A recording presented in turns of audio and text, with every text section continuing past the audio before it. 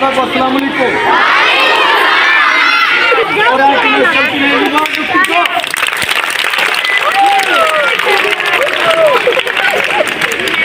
बोल कर बताना कि ये क्या है। रुमाल कपड़ा, इसके बहुत से नाम है। कहते हैं जितनी जुबान है उतने नाम। कोई कहता कपड़ा, कोई कहता रुमाल, कोई कहता टाकी, कोई कहता खिचड़ी। इसी तरह ना हम इस रुमाल को फिर हाथ में कैद करेंगे। इस रुमाल को हाथ में कैद करने के बाद इस रुमाल को छोड़ते हैं हवा में। 1 2 3 गो।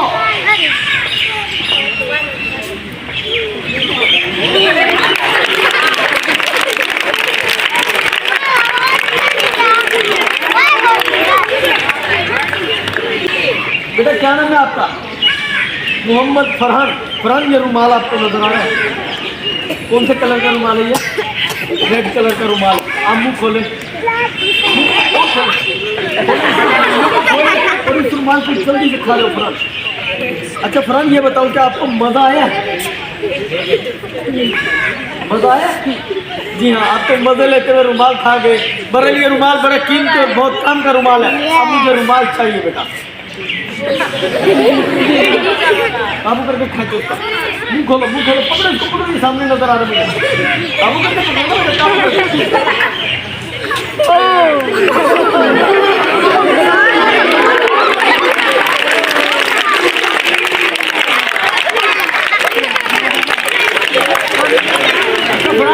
ये बताओ कि आपको काम की आवाज आ रही है?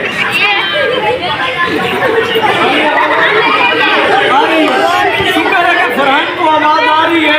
मैं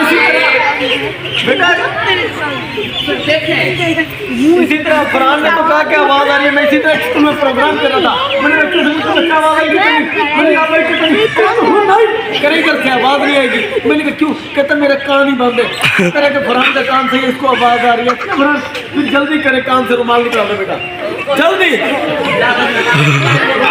कान से रुमाल निकाल दे। अगर जादू होता तो कुत्ते की भैंस बना के मंडी में बेचते।